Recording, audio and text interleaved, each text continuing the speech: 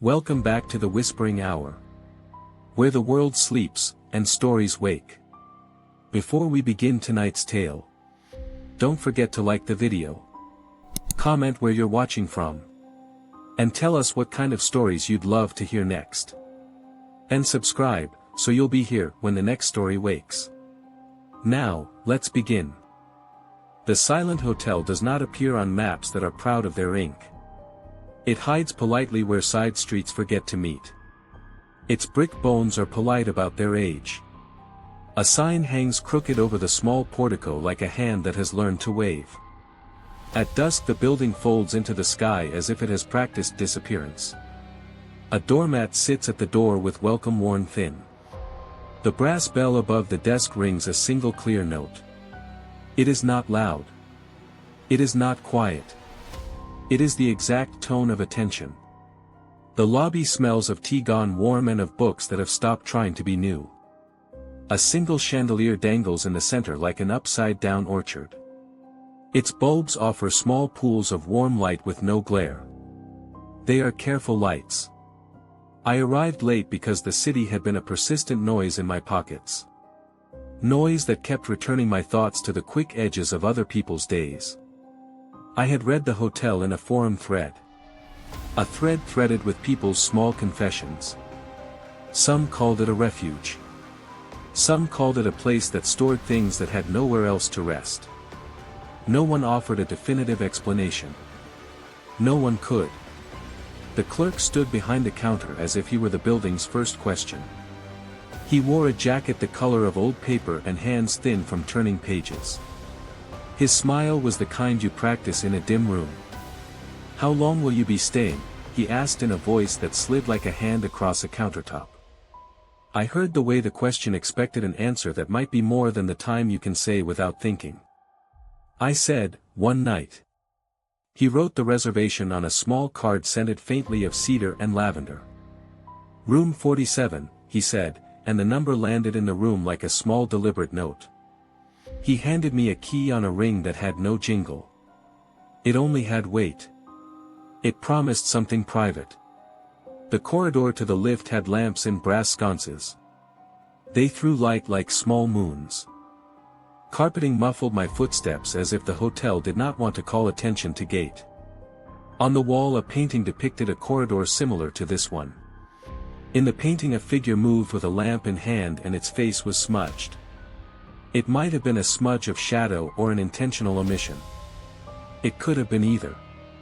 The lift closed politely and the gears whispered with a slow, mechanical breath. There was no music. Only the hum of machinery and the faint lick of the building settling. On the second floor the corridor smelled of lemon oil and wool. The door to 47 was heavier than its frame looked like it should hold. The key turned with a clean, decisive click. Inside the room a quilt lay like a memory of someone else's child. The bedside lamp gave a circle of light the size of a cupped palm. The radio on the table was unpowered but placed with ceremony. A folded envelope lay on the desk. My name was written on it in ink that had decided not to hurry. The line read, "Leave what wakes you on the dresser." I smiled then, the small laugh of a man who thinks he understands metaphors. I placed my bag on the armchair and took from my pocket a small photograph. A woman wore a coat with a hat that had lost a feather. She looked sideways as if the camera had startled her. I had kept that photo for years like a seed in a pocket. I set it on the dresser as instructed. The surface was cool under my palm. Settling into the bed, I noticed the hotel has a way of talking that is not in sounds. It arranges itself around your breathing and waits. Midnight has a particular voice here. Not empty. Not loud either.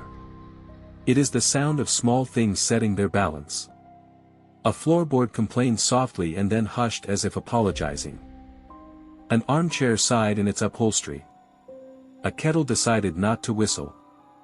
Sleep came later than I expected. Before it, I noticed that the lamp dimmed as if someone else had chosen a lower setting from the hall.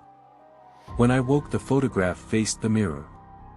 The woman had her head inclined now as if listening. At breakfast, in the dining room where steam rose like small clouds, a low murmur passed among guests. Bread was warm. Tea was respectful.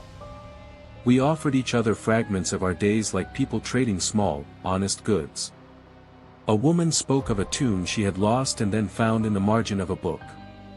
A man in a raincoat said he had left a chair on the curb and then found it in his hallway the next morning, though he had no recollection of moving it. The hotel teaches you how to speak in small certainties. Later I found the ledger in the back wing. The library sat with shutters half closed and volumes arranged like patient faces. The ledger lived near a lamp on a narrow table. Names were listed with dates. Beneath names were short entries. Photograph. Watch. Train receipt. Returned. Kept until ready. I found my name and a tidy stroke that noted the contents I had left. A small satisfaction settled in me like a coin. When I made my mark in the margins, I left no name. Only the sentence, "Thank you for the quiet." That afternoon a guest, an elderly man who had nodded to me in corridors, knocked with 2 cups of tea and a parcel wrapped in brown paper. He sat and we shared the tea in the lamp's pool. He told me simply, without flourish, "The hotel listens." He said the sentence like a fact, not a boast. I listened, aware that a building telling you it listens is like a person telling you they will not go. That night I dreamed a corridor folding back on itself.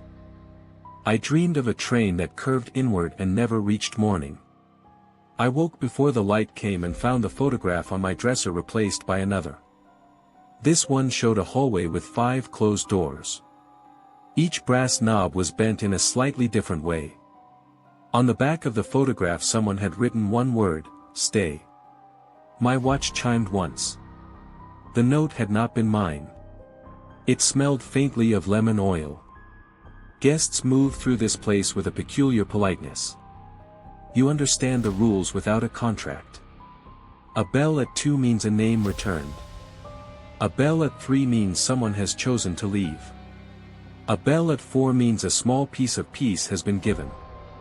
Children run in corridors and are forgiven for discovering doors that refuse to open. Something about their presence seems to make folds in the building smooth. When a child left behind a small toy, it came back the next day with a slip, left for safekeeping. The hotel returns objects in seasons. It takes and then measures what it gives away. At times, what is returned is not what you expect. A woman asked that a single evening be removed entirely from her memory. She woke next morning lighter but unable to recall the name of a man who had once taught her how to tie a shoelace. She had paid a particular kind of price. The hotel keeps law, not mercy. Rules are not written for cruelty. They are not written to be kind. They are written with precision. As days blurred, I noticed small changes. I found a note in my shoe that was not there the night before. A sentence typed in a hand I thought I recognized told me to look behind the fireplace. There I found a photograph folded like a letter. On the street a woman stood with 2 bundled coats and a basket of bread. She held my gaze and then turned away as if the hotel had already decided what to do with me. At dusk the corridors become a slow river of lamplight. Guests drift in slippers like small boats. The clerk, who moves with the reserve of someone who has read many entries, speaks on minimal occasions. When I asked him once if he ever left, he smiled in a way that suggested he had once considered it and then had not. We exchanged the habits buildings teach us. Over soup one night the elderly man told me more. He had been staying for many months, he said. He had arrived with a bag of regrets and had been given back a photograph of his sister that he had believed lost. He kept the photograph in his pocket like a kept promise. He said simply, "We give the hotel things to hold when we cannot hold them ourselves." Some nights the hotel's business grows larger. People come with parcels wrapped in careful paper. They leave with lighter hands. Sometimes they leave with vagueness in their pockets. An ache that had once been sharp becomes a soft, curving hollow. I began to understand that this place trades in edges. It trims the sharp parts of things and returns them more tenderly. Not everyone appreciates the trade. A guest once demanded the hotel erase an entire year. When dawn came, that guest had no recollection of his oldest friend. He returned weeks later searching for a name he could no longer summon. He left the hotel with a gratitude frayed at the edges. Because blessing and theft are often the same thing under different lamps. One afternoon the child from the corridor returned with a man who introduced himself as a cousin. He wanted advice on a ring he had found in the garden. We sat in the library. The ledger looked up at us with the small gravity of paper. The pages were neat. Someone had crossed a small line and written a sentence in careful pencil. Not yet ready. The clerk nodded at the notation. He said, everything is kept until it is ready to be kept. Later, when storms passed and the city's noise returned to my bones like an old sickness, I realized the hotel had already started its work on me. I found I paused before taking my hat off. I preserved the way a hand should be placed on a table. Small courtesies became more visible. Perhaps the hotel shaves off the hurried little cruelties you learn in other places. On the morning I chose to leave, I packed slowly. My bag felt lighter in ways I could not name. At the dresser where the photograph had been, a small folded note waited. It read, "Keep this until you are ready to leave it behind." I put the note into my wallet and left the card on the desk. The clerk did not ask me for stories. He only smiled and wrote a single word on his pad. Safe. I walked away and the building bowed like an old friend. As I left, fog swallowed its shape and it became only a pale square of light for a moment. Then nothing. Weeks later I would find the habit of stillness following me. A bell in the distance would sound and my heart would shape itself to the measure. Sometimes I found myself thinking of the hotel and wanting again the small, exact peace it offered. Most people spoke of it later as if they had been under a benevolent spell. They said truths with gentleness. But some kept their silence. The hotel had a way of granting solutions that came with their own quiet costs. If you find a place that does not show on maps and has a doormat that reads welcome in letters worn thin, you can step through. Bring with you a small thing you do not mind leaving. Offer it onto the dresser. The hotel will keep it until you decide what to do. You may find yourself lighter. You may be missing a name. You might, for a while, find the world more forgiving. Or you may notice a hole shaped like a lesson you had not intended to remove. The Silent Hotel will choose with respect and then return what it keeps when it believes you are ready. When you leave, you will have been altered. The coffee on the corner will taste a shade nearer to warmth. The light behind your curtains will feel like a careful hand. And sometimes, when you pass a street where lamplight pools soft and wide, you will glance for a sign that is not there. You will wonder if you can go back. You will always be permitted to return. The days after I left the hotel stretched like thin paper. They were honest in their thinness. The city's noise returned like an old wrinkle pressed back into a shirt. Sometimes, when the tram bell sounded, my first thought was the hotel's small clear bell. Old habits remain as good as any saved coin. I tried to write about the place. A paragraph or two each night. But the sentences felt like the wrong shape for what I had given away. So I stopped trying to shape it.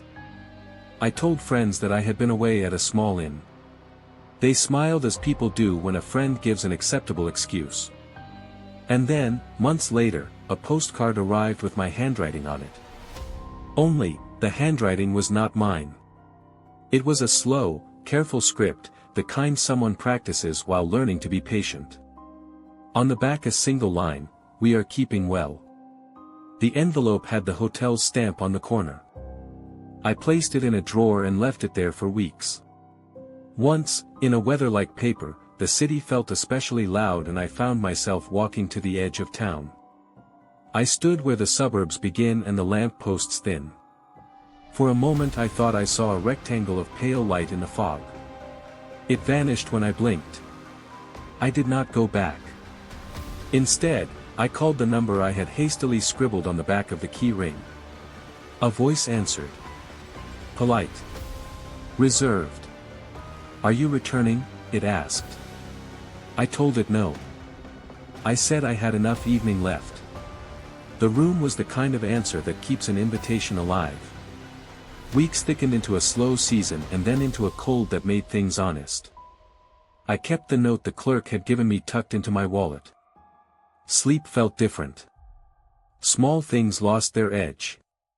A quarrel cooled in the drawer where it belonged. But the world gave back in its own ways. One rainy afternoon Naomi came to my door carrying a small parcel. Her eyes were bright with that peculiar kind of fear that is interested in being practical. She set the parcel down and said, "There's news from the hotel." I sat down because I felt the news might be heavy. She opened her bag and extracted a single photograph. It was of the hotel's portico at night. But the photograph had been taken from across a lane I did not remember walking. In the picture, a small silhouette stood in the doorway. Half turned. As if someone had been surprised mid-step. Naomi's voice was careful when she spoke. My aunt worked there, she said. She checked the ledger last week. What did she find? I asked. Naomi folded the photograph along a corner as if the crease might hide the face. My aunt said there were names that shifted, she said. Not many. Not in a pile. Just small switches. A watch moved under one entry. A letter under another. She tapped the photo. Someone came looking for a thing and found something else. The way she said it made me think of a cupboard giving back sugar when you had asked for salt. That night the city was quiet like a room you've left open. I thought of the ledger that had said, kept until ready. I thought of all the things waiting in neat columns.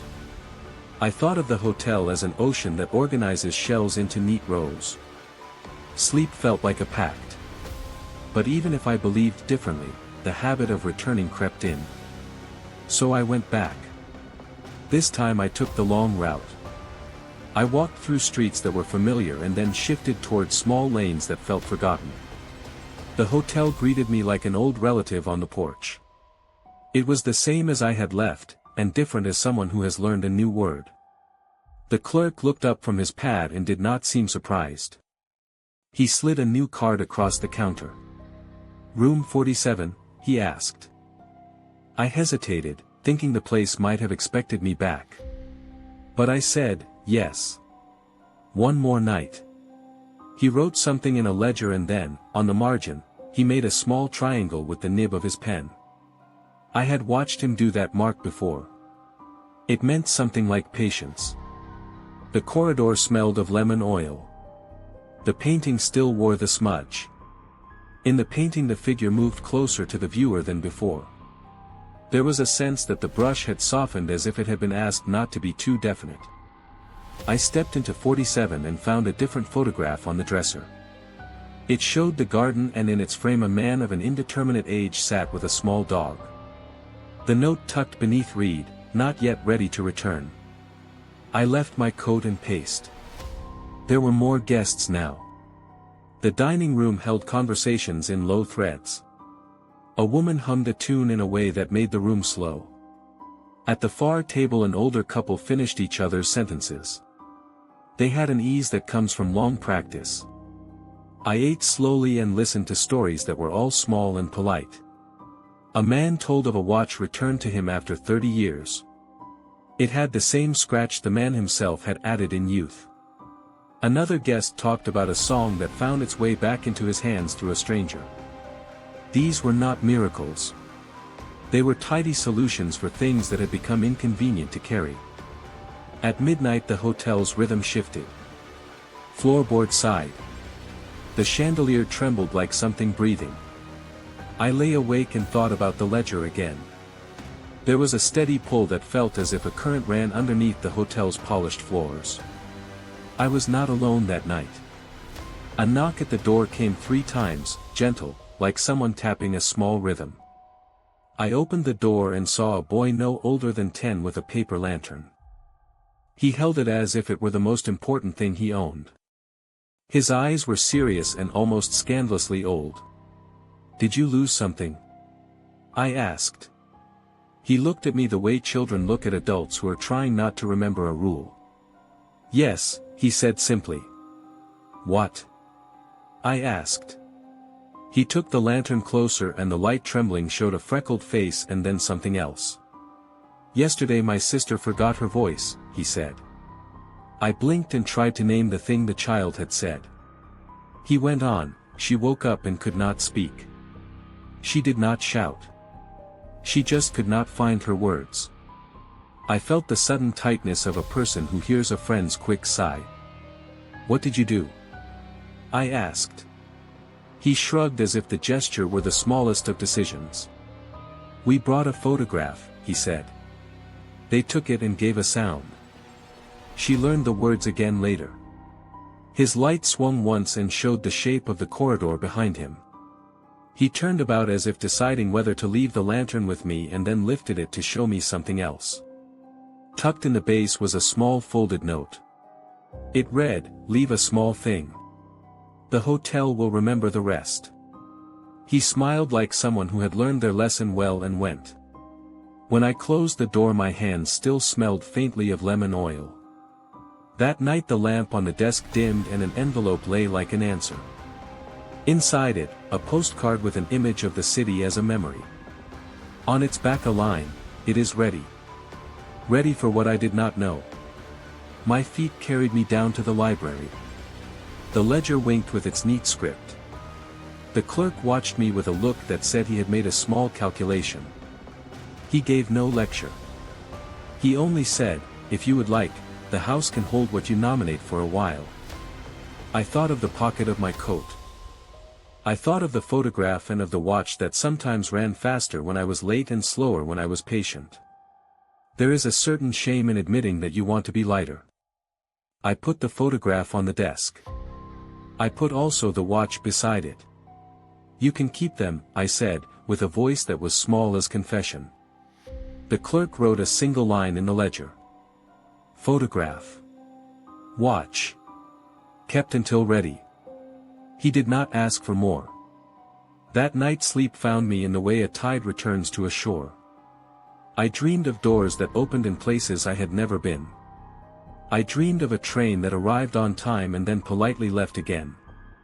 When I woke there was a small parcel where my photograph had been. I opened it and found a strip of film. On it a frame caught a moment like an echo, the woman from my photograph smiling for a second as if she had remembered something. I laughed softly, a surprised sound. There were pins of relief in that laugh. Weeks passed and the habit of the hotel threaded itself into my days. I walked slower. I listened to other people's small troubles with more patience. A neighbor found a letter under his pillow after a journey and with it a name that had been missing years. Another guest was told that a song he had hummed to a child was not his originally but belonged to someone else in the building. The exchange felt like communal housekeeping. Then, one late evening, the hotel made a choice that I would not soon forget. The power went out in the neighborhood. Street lamps dimmed like tired candles. The city grew small. The hotel, however, kept its own light as if in private. A series of small knocks came in the night. One by one guests opened doors. At the end of the hall a figure appeared. She wore a coat soaked in rain. Her hair was untidy. She looked like someone who had been walking for a very long time. She carried with her a bundle wrapped in cloth and spoke in a voice that had a history to it. "I have something I cannot carry," she said. She laid the bundle on a table and unwrapped it. Inside was a small box. The box contained a name. Not written. Not in letters. It sat like a small stone with a presence. She was crying in a way that did not disturb the serene air. "It was taken," she said, "and I cannot find where it went." The clerk took the box and held it like a thing that had always been waiting for his hands. He wrote in the ledger long enough that the walls seemed to lean in and listen. After some time he looked up. He said to her, we can keep it until you are ready." Tears slid down her face and she smiled as if soothed. She left her name in the ledger and walked away into the night. The building had made room for pain in a way that did not humiliate.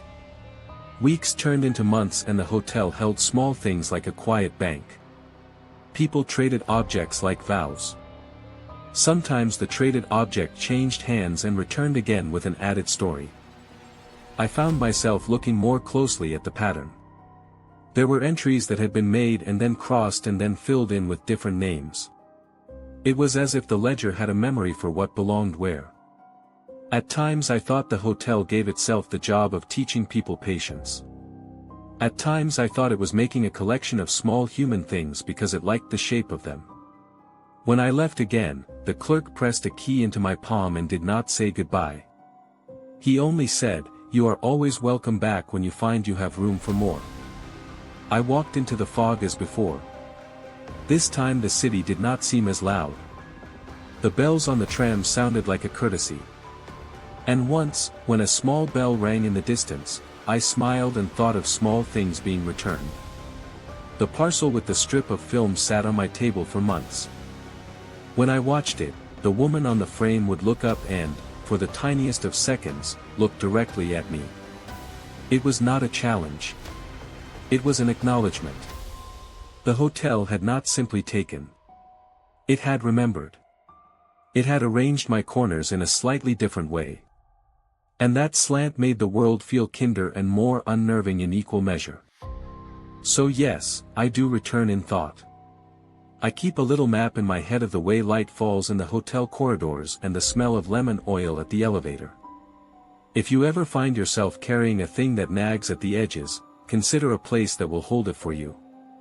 But carry also the cautionary memory, give carefully. The hotel has a precise appetite. Not all asks are kindly to the self. It will grant you relief and leave rifts in places you once kept lessons. And sometimes, when you think you have left for good, you may find the hotel has given you something back you did not know you wanted. You may open an old drawer and find a photograph you had thought lost. Or wake in the night with a song in your head that belongs to no one but the quiet. The Silent Hotel is not a miracle. It is a practice. It requires time, it requires a decision, and it returns things in the slow, deliberate way of someone who has learned to keep promises. If you go, be careful and be brave in equal measures. Bring with you only what you are ready to set down. And when you leave, walk slow and remember the bell that rang for you. The hotel will keep watch. It will keep the things you leave until you call for them again. It will keep its ledger and its manners. It will keep quietly, as if storing the world's small soft edges. On nights when the moon leaned thinly over the rooftops, the city seemed to remember the same silence the hotel kept. People moved slower. Shadows stretched longer. The world behaved as if listening. I found myself walking differently. Turning corners softly. Entering rooms with the care of someone who knew that unseen things might be resting there. For a while I tried to forget the hotel. But forgetting something gentle is harder than forgetting something harsh. Harshness evaporates. Softness lingers. Weeks passed. The city's hours stacked themselves like plates in an old cupboard. And then one evening, when the street lamps glowed like quiet eyes, something subtle shifted. A letter waited at my door. It was not stamped. Not mailed. Just placed. My name was written in a hand that made time feel unhurried. Inside was a simple line. "We are keeping it safe." There was no signature. No explanation. Just assurance, clean as a folded sheet. I held the letter to my chest and felt something adjust inside me. Something I had not known was crooked. Later, on a morning that smelled faintly of rain-soaked dust, I took the path toward the outskirts of the city. Not to return. Just to see if the fog remembered me. The sky carried a softness that matched the hotel's lamps. And for a moment, only a moment, I saw a shape in the mist that looked like the familiar outline of the hotel's portico. A quiet promise. A polite reminder. The shape dissolved. Fog curled inward. And I walked home with an unexpected calm. But that night, something woke me. Not a sound. A feeling. Like a hallway stretching somewhere inside my chest. Like a lamp turning itself on. I sat up and realized I was holding something in my hand. Something I had not gone to sleep with. A key. Old brass. Heavy. Smooth from years of patient turning. Its tag read, 47. The hotel had returned something to me. Not the photograph. Not the watch. But an invitation. An object that did not ask me to come back. Only told me I could. I placed the key on my bedside table. Its weight steadied the room. Made my breathing slow. After that night, I noticed small changes. My thoughts no longer raced. My steps no longer hurried. Even the city's loudness felt like a thing outside me rather than inside. Peace does not always arrive loudly. Sometimes it arrives in the shape of a key. Days folded quietly. Then one evening the telephone rang. A number I had never dialed. A rhythm I somehow recognized. I lifted the receiver and heard a gentle breath on the line. Then the faintest voice. "Your room is ready." A shiver moved through me, not fear. Recognition. I asked, "Ready for what?" The voice paused, as if deciding whether I deserved the truth. Then spoke. "For whatever you choose to leave. And whatever you choose to take." The line clicked softly. No goodbye. I did not pack a bag. I did not take my coat. I simply walked out the door as if the city had opened a path just for me. Halfway down the street I felt warmth. Lantern warmth. Fog warmth. The kind the hotel knew how to make. And though the hotel itself did not appear. Not fully. Its presence pressed against the world like a quiet heartbeat. The kind you sense more than hear. I reached into my pocket. The key was warm now. Alive, almost. I closed my hand around it and whispered into the night. "I'll come when I'm ready." And the fog swirled once. Slowly. As if nodding. I walked home, knowing the hotel had not asked for anything. But still held room for me. A patient room. A kind room. A room that would wait for years if I needed it to. I placed the key in a drawer. Not hidden. Just kept. And sometimes, when I opened that drawer, I felt the gentle pull of a lamplit corridor. The soft brush of lemon oil. The cadence of careful footsteps. The sound of a page turning in a ledger with my name written in a hand more patient than mine. The Silent Hotel had given me back something weightless and necessary. It had given me room. Room inside my own life. Room inside my own quiet. And I knew. With the kind of certainty that does not shout. That someday. On a night shaped like the beginning of a memory. I would walk through its doors again. Not because I was lost. But because the hotel and I now shared a small understanding. It keeps what we leave. It returns what we're ready to carry. And it waits. Politely, gently. For the next knock on the door. You're listening to The Whispering Hour. Another story begins. The envelope had been folded 3 times. Each fold felt intentional, like the actions of someone practicing small courtesies. When I opened it, the handwriting looked as if it had been written by a person who paused to breathe between letters. Inside were 2 lines. Do not be surprised when the room remembers you more clearly than you remember it. Come back on the 7th night. I read the lines twice. The second time I read them aloud into the empty apartment kitchen, and the words tasted different. They felt less like an instruction and more like a summons. I had left the hotel lighter than when I arrived, or so I had thought. But some things, I learned, are patient until they ask to be tended once more. The seventh night came slow and certain. I walked in the drizzle along streets that smelled wet and honest. My hands were empty. The city had its habitual noises, but there was under them a hush that matched the hotel's mood. When the portico showed itself through the fog, I felt the small relief of a person rejoining a place that knew them by the rhythm of their steps. The clerk did not feign surprise at my return. He slid a card across like an offered bookmark. Room 47 had become, in my absence, a small story that expected continuation. The corridor smelled of lemon oil. A painting I had not noticed before hung near my door. It was a watercolor of a window with curtains half drawn and a small light burning in the frame. I tried to imagine who might have painted it. The key turned and the door opened. The room seemed unchanged until the lamp caught the air, and then it seemed different because change arrived in soft kinds. There was a small chair by the window with a teacup in the saucer and a spoon resting across it. Steam rose like a mild apology. On the dresser lay a small notebook.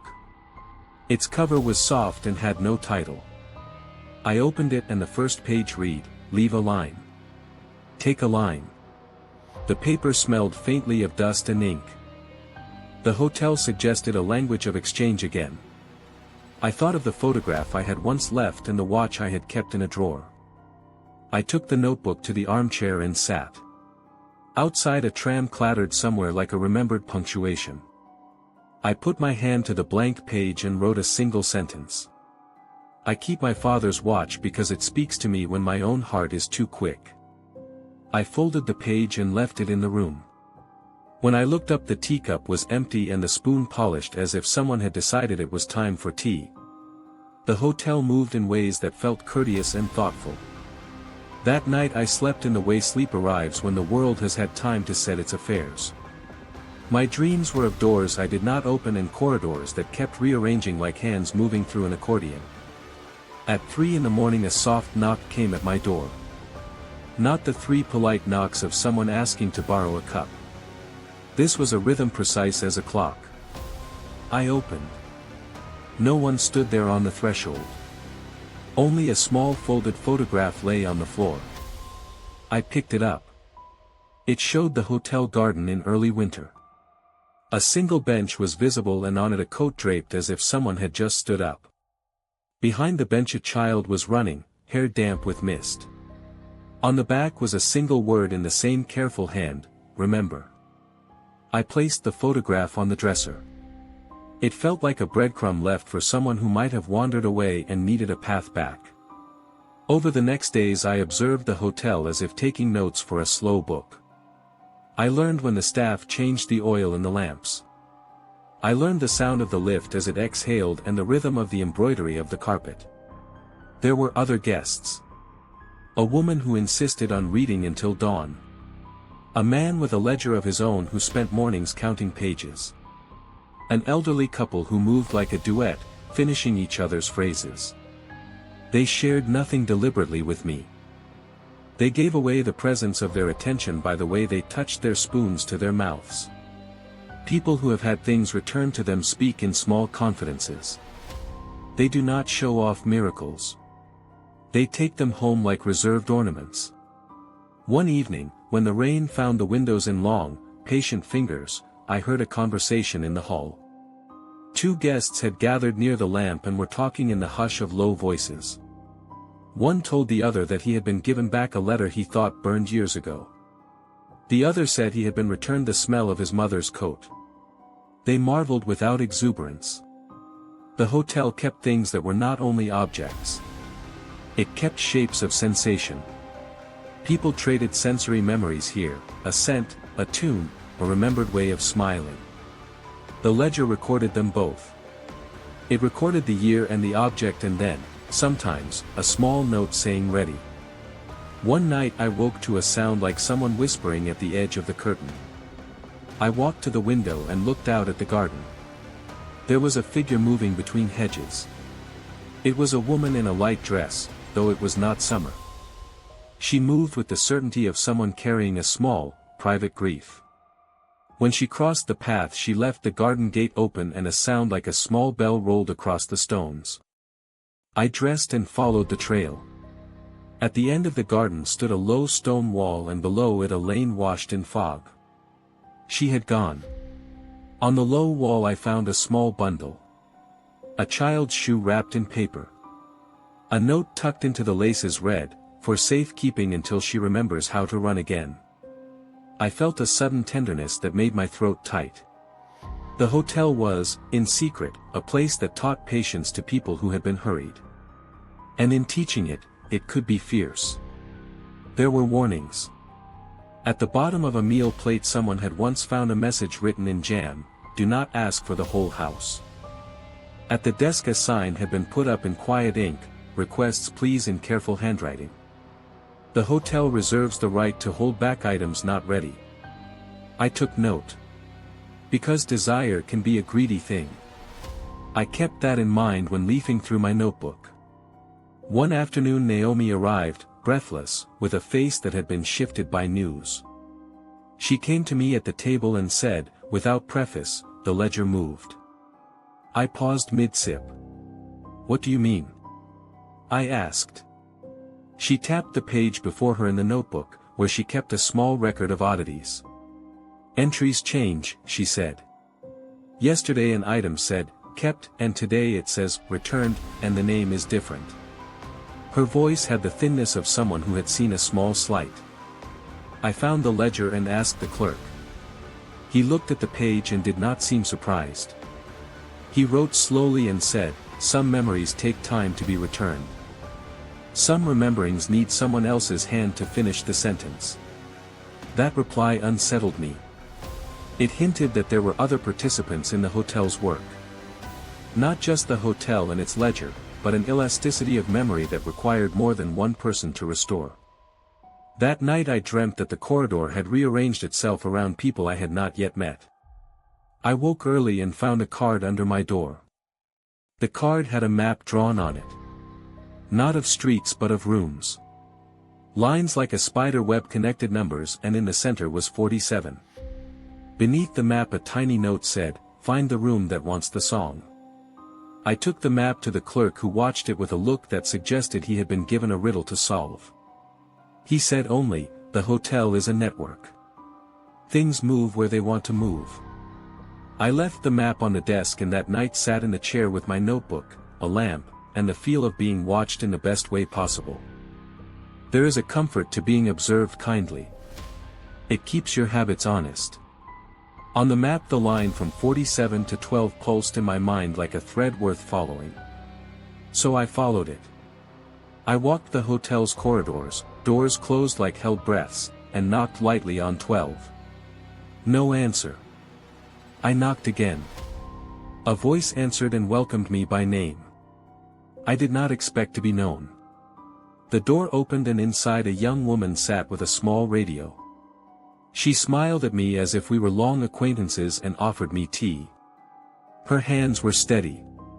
Her eyes had a look of someone who had been taught to remember not to be impatient. "Do you like old songs?" she asked.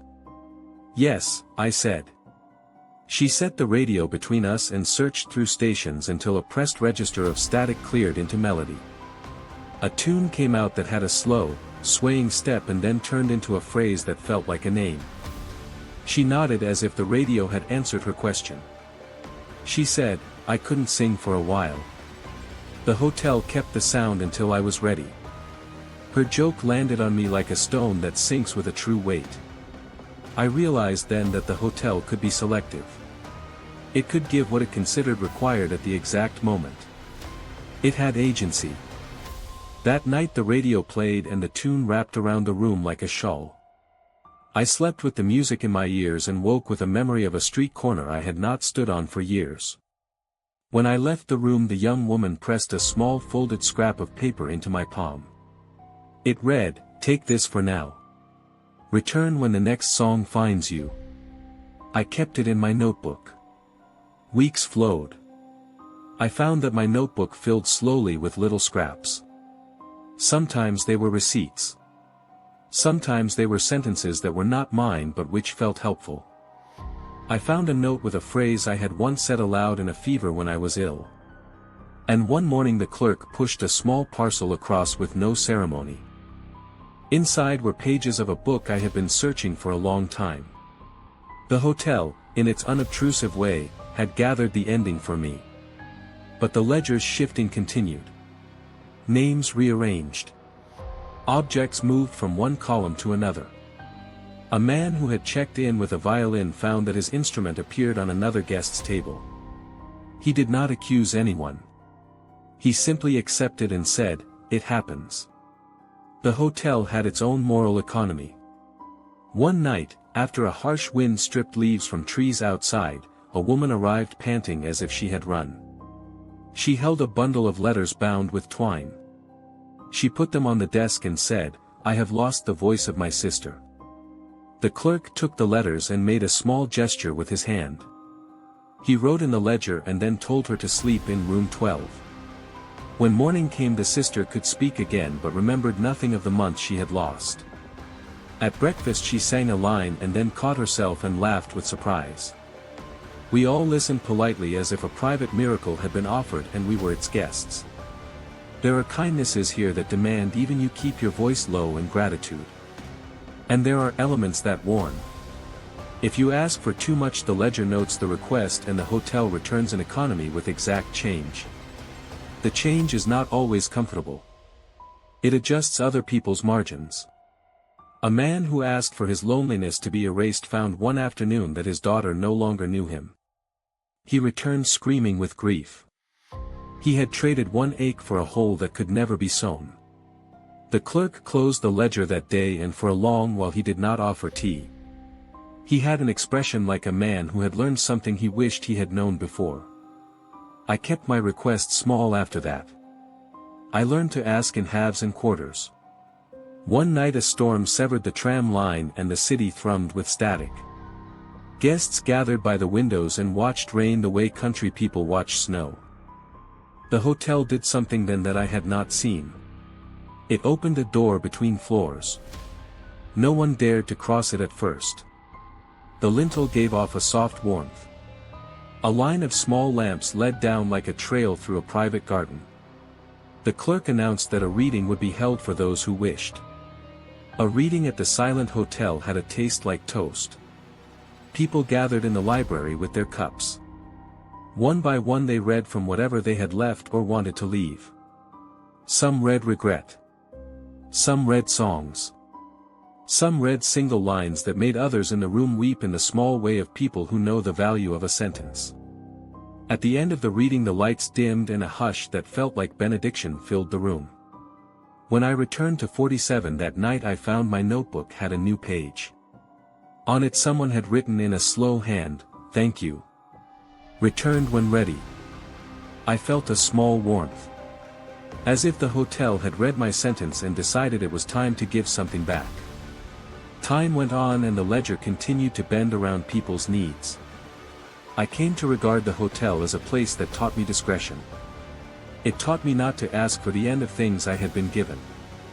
It taught me to live with small adjustments. I grew comfortable with the idea that the hotel and I had entered into a patient agreement. Then, on a night like any other, a new guest arrived with a question that unsettled the place. He stood in the doorway in a bright jacket and eyes full of an odd impatience.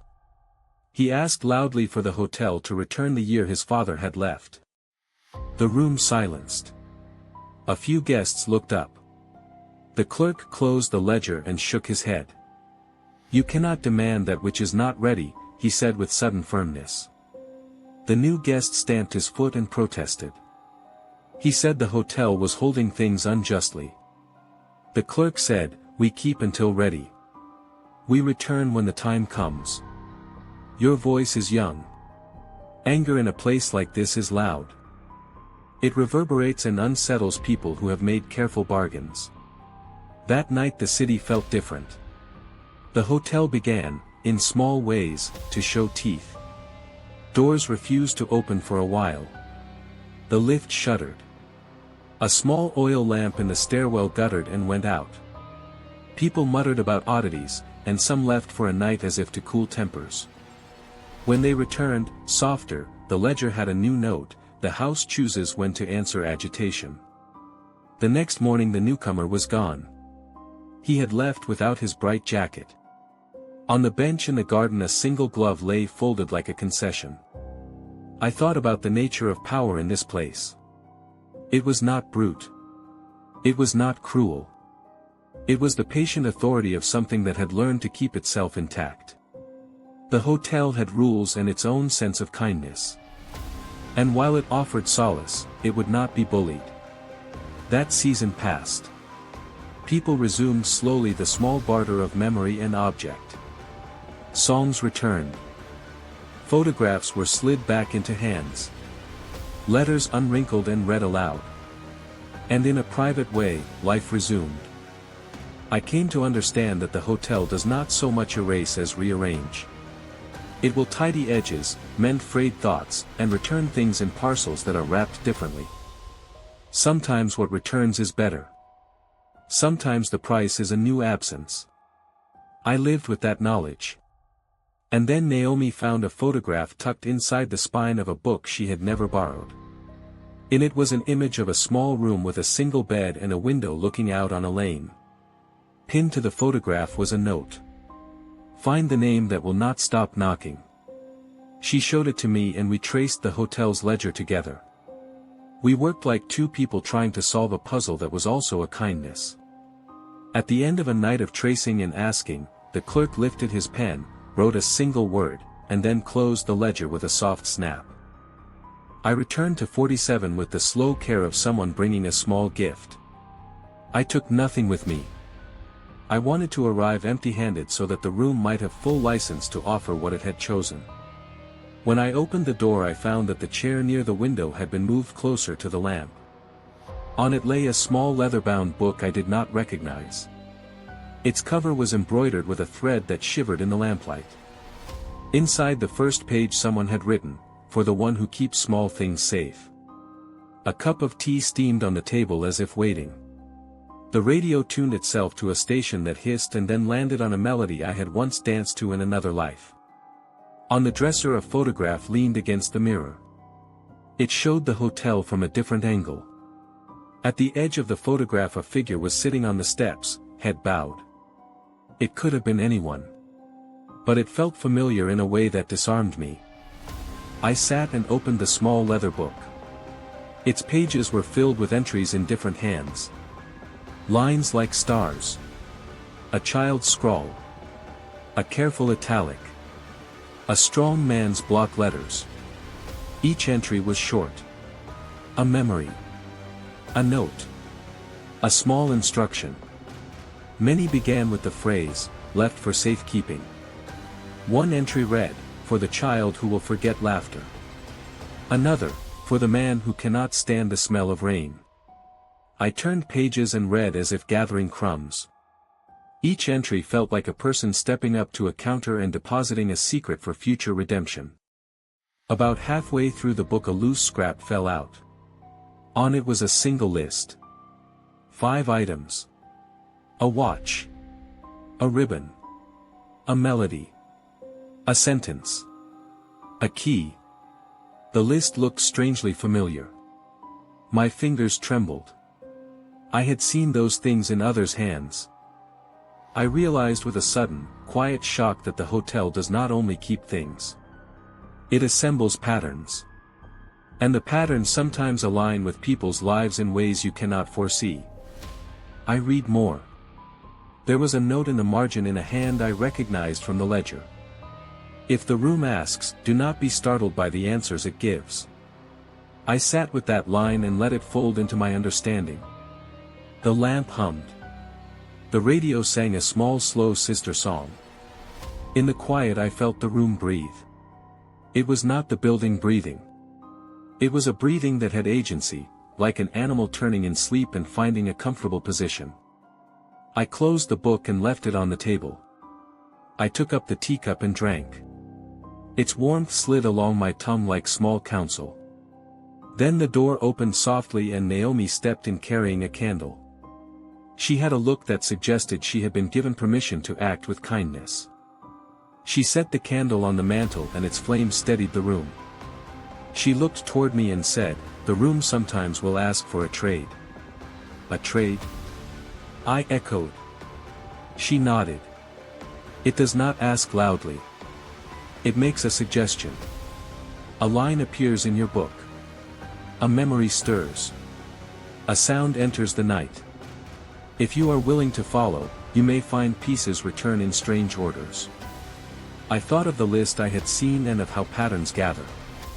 There is an ethics to trading memory that is not simple currency.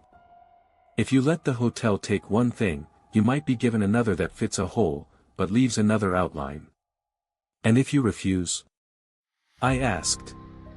Naomi shrugged slightly.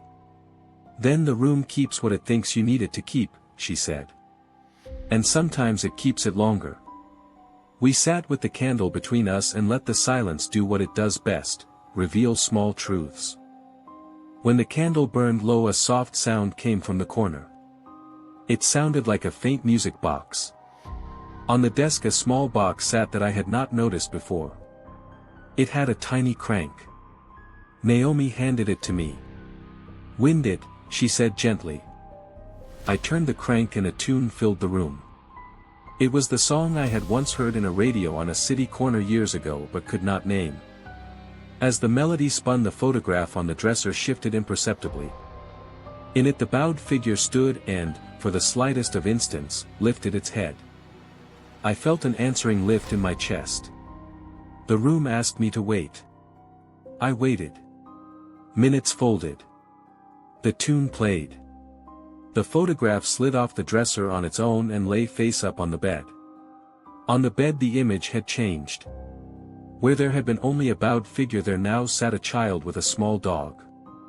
The child looked toward the window and smiled. My hands held the book with a sudden hunger. The hotel is very good at giving small certainties. When I opened the book again, a new line had been written in a steady hand. "You have been chosen to carry a single sound back into the world." I read the line aloud. A warmth spread through me. I realized then that the hotel was not asking me for a thing to keep forever. It was asking me to be a messenger. I had in my pockets the scraps I had collected from other rooms over the months, a slip of paper with a tune, a lost needle, a pressed dry leaf. I reached into my coat and found an envelope I had tucked away. In it was a folded letter that I had been saving like a private currency. I took it to the bed and laid it on the photograph. I read the address for myself and discovered it belonged not to someone else but to me. The hotel was asking me to write. To be responsible for the passing of a memory. That night I did something I had not done in a long time. I wrote. I wrote a letter to a person I had not seen in years and did not expect a reply from. I wrote without charm or apology. I wrote to return a tune and a name and a small piece of time. I folded the letter and left it on the mantel. In the morning the clerk tapped the ledger and wrote one word, "Forwarded." The letter had been sent, though I had not seen the means. Small miracles in the Silent Hotel are often administered with quiet efficiency. I left room 47 that morning with a book tucked under my arm and a song in my pocket. When I walked into the street the air had a clarity to it. Sunlight cut through mist and the tram bells sounded like small applause. I thought about the ethics of exchange and about how memory feels like a fabric you mend with other people's patience. The hotel teaches generosity that is not mercenary. It asks that you leave something for another to find. It offers back, when the world is ready, the pieces that will fit. Weeks went by and my life resumed around the small expansions the hotel had granted me. I met people differently. I listened more. A friend who had been irritable became kindly. A neighbor who had lost a laugh one day found it returning in fits and starts. I told myself I had been the instrument of small reconciliations. It felt good to be useful in that measured way. Then, one evening near the end of autumn, a man arrived at the desk. He wore a bright blue scarf and stepped with the impatience of a man who still believed the world would yield its answers to force. He walked with hands clenched and asked for the clerk. He demanded to know where a name had gone. He had been searching and the hotel's ledger had a note that suggested a misplacement. The clerk put down his pen and said, "We shall look." They examined the ledger together. Names shuffled like a deck. Some names were lost and then found. Some had asterisks beside them. At the end of the evening the clerk looked up. He said, "The name you seek has been moved to a different entry until the person is ready. We cannot unchoose what has been chosen." The man's face shifted from incredulous to desperate. He left the hotel that night without his blue scarf and with his hope wearing thin. The next morning a child found the scarf wrapped around a tree in the park. A note pinned in its fold read, "Left for the one who needs warmth." The hotel keeps a moral logic of its own. It stops being a predictable bank. It becomes an organism that knows how to heal certain things and refuses others. You adapt or you are surprised. I adapted. Naomi adapted. We both found small, unexpected ways to help other guests. She would bring bread to someone who had been given back a memory that tasted like hunger. I would read aloud a sentence for someone too weary to finish. We became small cogs in the hotel's quiet machine. Seasons turned. Snow came one year and blanketed the outer roof in generous quiet. The city slowed. The hotel seemed to sigh and then settle into a slower pace. On a morning when the frost decorated the windows like a lace, I opened the book that had been left for me. On a fresh page a line had appeared. "You have been given a seat at the table." Under it a small time and a name. I took that as an invitation. That evening a table was set in the library with an extra place. A guest sat down with me. He was older than I remembered. He had been returned something and he wanted to offer thanks. We ate soup. We spoke of small things. When dessert arrived the clerk came and poured a cup of tea. He sat with us as if finally relieved of a small duty. He said softly, "Sometimes the house gives a closing. Sometimes a thread is finished." We listened and I thought of endings. My time in the hotel had been a sequence of beginnings and returns. The hotel had taught me how to give and receive in ways I had not known. And then the clerk put his hand on the ledger and closed it. He looked at me and said in a quiet voice, "There are rooms that will carry memory for as long as they are needed. There are others that ask for endings." I thought of room 47 and the way it had tugged me back. I thought of the list I had found and the song I had been asked to carry. The ledger had a small, tidy notation, "Complete." I felt a peace like one that arrives after work has been done. When the snow melted and spring edged in the city, I left the hotel again. But on that last departure the clerk handed me a small key. It was not the key I had been given earlier. This one was darker and the tag had no number. He smiled in a way that suggested something like benediction. "This is for when the world asks of you again," he said. I put it in my pocket and felt the warmth spread. Outside the world felt more generous. I listened to people in the tram and heard them say things fully rather than cutting corners. I loved the city in a way that had a new softness. The hotel had given me back a rhythm. It had taught me how to leave rooms and how to return gently. And in its quiet patient way it had given me back the idea that memory, like a room, can be opened and closed with care. When a friend called once years later and asked if I had kept the photograph that had started this whole thread, I answered with a laugh and then with a pause. "I kept the photograph," I said. "But more than that, I learned how to carry the weight of it." The hotel had not solved everything. It had not made life miraculous. It had made it manageable. It had taught a shy practice of care. And in the pockets of that care we learned to live with more light. You're listening to The Whispering Hour. Another story begins. The night had a weight to it. Not heavy. Just present. Like something that wanted to sit beside you. Without announcing its name. The hotel lamps glowed softer than usual. As if the light had been whispering to itself all evening. The wooden banister felt warmer under my hand. The chandelier hummed a tone I had never heard before. Something in the house had changed. Something quiet. Something old. I felt it the moment I stepped inside. The clerk looked up from the ledger and stared at me as if a sentence had just walked in. "You're back sooner than expected," he said. I hadn't planned to return. But places like this don't care much for plans. They call you when they need you. And when the Silent Hotel calls, you answer.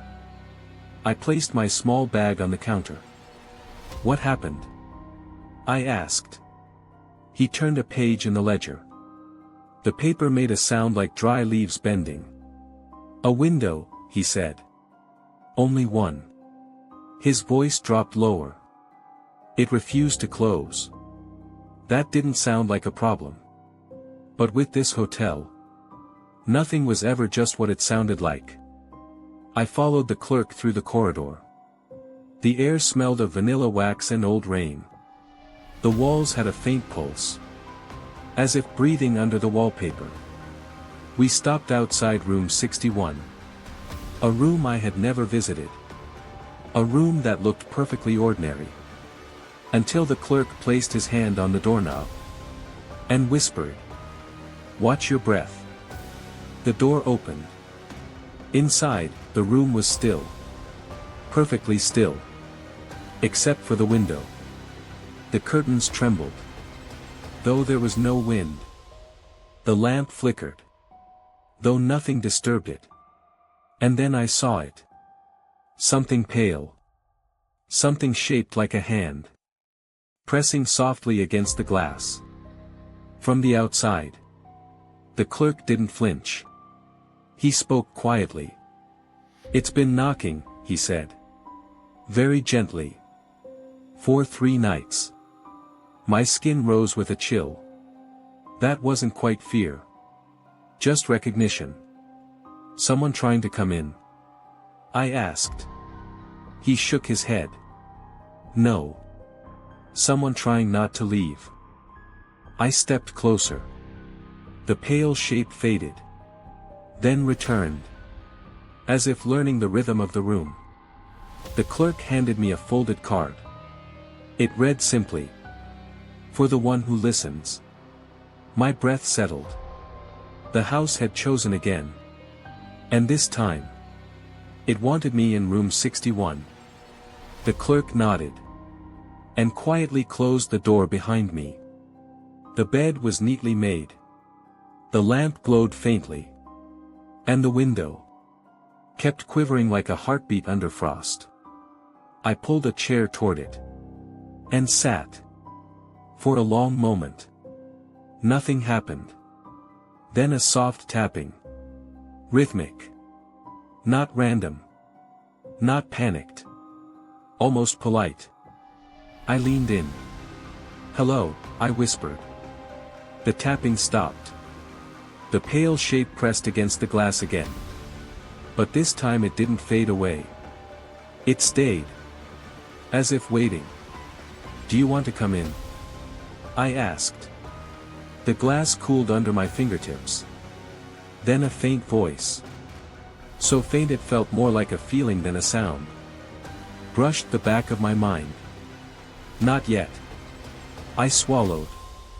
My throat felt tight. "Are you trapped?" A long pause. A heavy pause. The kind that belongs to someone who has been alone for a very long time. "No." The pale hand slid downward. The window fogged with breath. But not mine. I saw the outline of a face. An old face. Tired. Familiar in a way I couldn't explain. The voice came again. "I am remembering." That was when I realized. Whatever stood outside was not trying to enter the room. It was trying to return to itself. I placed my palm on the glass.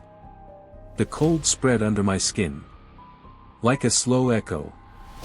"What do you need?" The face shifted slightly. A pair of tired eyes met mine. Through the fogged surface. A story. My breath tightened. In the Silent Hotel. Stories have weight.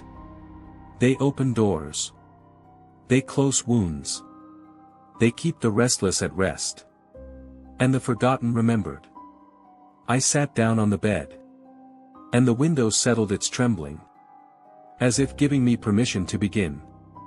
But before I could speak, the air in the room shifted. A scent like wet earth.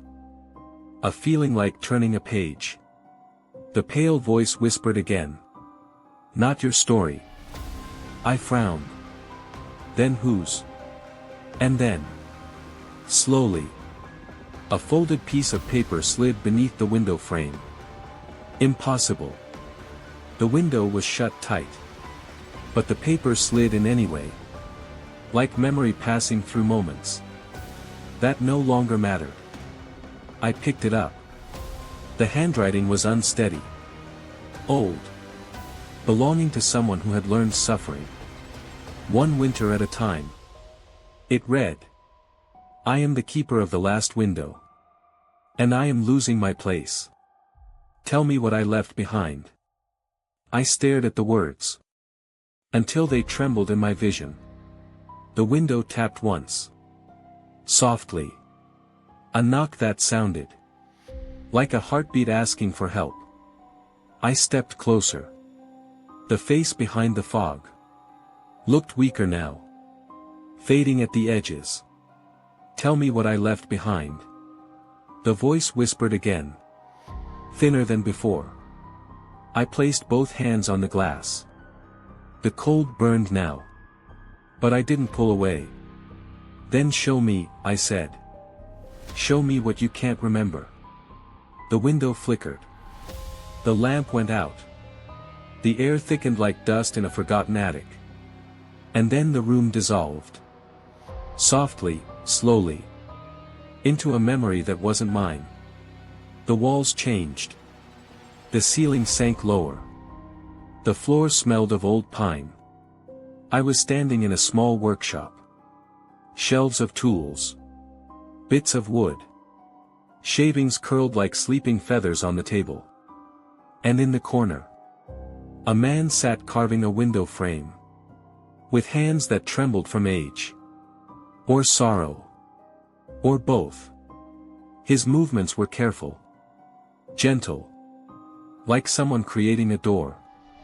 To a place no one else could see. He didn't look up at me. He didn't need to. I knew instantly. Without reason. That this was the keeper. The man outside the glass. The one who knocked.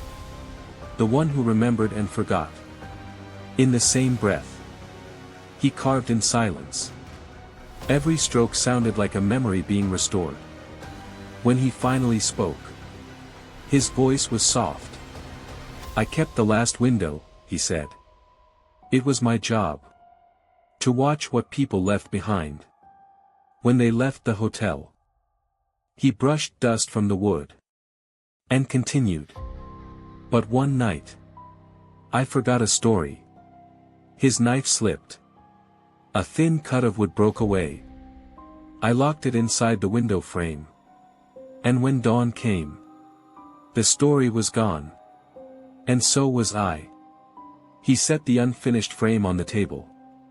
I have been outside. Ever since. His hand stilled. The workshop dimmed. I can't return.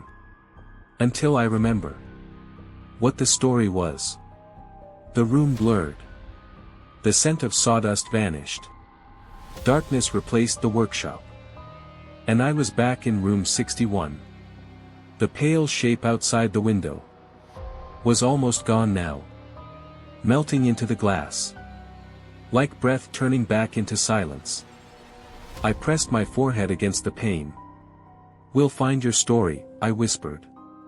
A soft, fading answer returned. Before the window closes. The curtains fluttered. As if a deeper wind had entered the room. The lamp flickered back to life. And the pale shape outside the glass faded away. Leaving only a final whisper. On the cooling surface. Find the window I built. Find the story inside it. The room went still.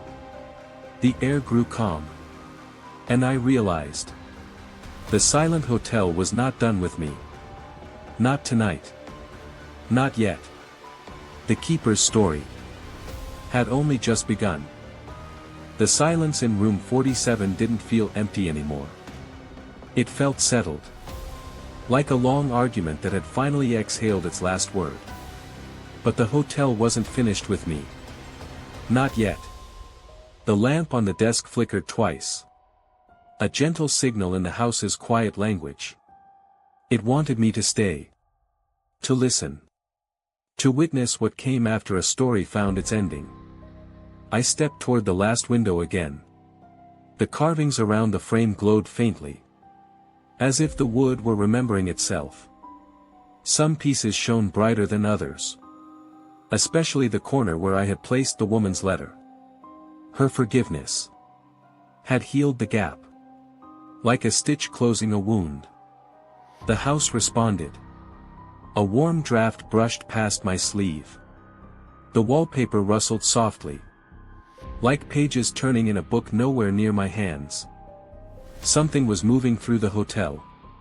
But this time, it didn't feel restless. It felt relieved. A soft knock came at the door. 3 taps, evenly spaced. The hotel's polite knock. I opened it. Thomas stood there. His lantern glowed pale gold. His expression was one of quiet understanding. The look of someone who had felt the shift in the house. Without needing to see it. You felt it too, I said. He nodded. The keeper has returned to the ledger. The house is lighter. He stepped inside the workshop. And placed his hand on the window frame. The carvings warmed beneath his fingers. It's complete, he whispered. He carried other people's endings for years. But he never got his own. I watched Thomas take a slow breath. The kind of breath people take. After hearing a long story told properly. He turned to me. You've done good work tonight. His voice carried more weight than usual. Not praise. Recognition. But the hotel still needs something from you, he added. Come. We walked through the west wing. In silence. The building felt different now. Like a room after someone forgives themselves. Light. Straight-backed. Breathing evenly. As we reached the main corridor. I noticed something odd. The paintings seemed brighter. The carpets felt smoother underfoot. The lamps cast a warmer glow. That hadn't been there earlier. The house was healing. At the far end of the corridor. The ledger room door stood open. A rare sight. The clerk waited just inside. His usually stern posture had softened into something close to relief. He motioned me forward. Look, he said quietly. The ledger lay open. A fresh page had appeared. One that hadn't existed before tonight. At the top of the page, in small elegant handwriting, was a name. The keeper of the last window. Below it, returned. At peace. His story found its end. The ink shimmered faintly. Like morning light on glass. I felt a pull in my chest. Not sadness. Not joy. Just a warm weight settling. Into the place where old stories live. The clerk closed the ledger gently. It made a soft sound. Like a door closing at the end of a long journey. You should rest, he said. The house will sleep well tonight. It wants you to do the same. But I shook my head. One last thing, I said. I want to see the courtyard. He smiled. Of course. The courtyard was colder than the rest of the hotel. The lamp posts glowed like patient moons. Mist curled around the stone benches. Like old thoughts returning home, I walked to the center, where a single lantern hung from an iron hook. It flickered, but did not dim. For a moment, the lantern's flame stretched, narrowing into a familiar shape. The outline of a man. Calm. Steady. Watching quietly. The keeper's final farewell. A silhouette born from light. He did not speak. He didn't need to. His form glowed softly, then folded into the lantern's flame. Like a story returning to the book that first taught it to breathe. The lantern steadied. A warmth settled over the courtyard. And I knew the Silent Hotel had one less wandering soul tonight. The windows would sleep. The rooms would rest. The house would hum its low, contented tune. Until dawn. And I felt the night easing around me, like a blanket drawn gently over tired shoulders. I walked back toward my room, with the kind of calm that only comes after letting go of something you didn't know you were holding. I paused at the door. The knob felt warm, welcoming. Inside, the lamp glowed softly. No flicker. No tremble. The air smelled faintly of sawdust and forgiveness. I sat on the bed and let the quiet settle. The window stayed still. At peace. For the first time in a long time, the hotel felt whole. And as my eyes grew heavy, I realized something simple and true. Some stories don't end with answers. They end with rest. And the Silent Hotel had finally given someone the rest they deserved. Tonight, it would give that same rest to me. I closed my eyes. The room softened. The night exhaled. Everything faded. Perfectly. Quietly. You have been listening to The Whispering Hour. Tonight's tale fades softly, leaving its last light in the quiet corners of your mind. Let the echoes settle. Let the darkness rest. Good night.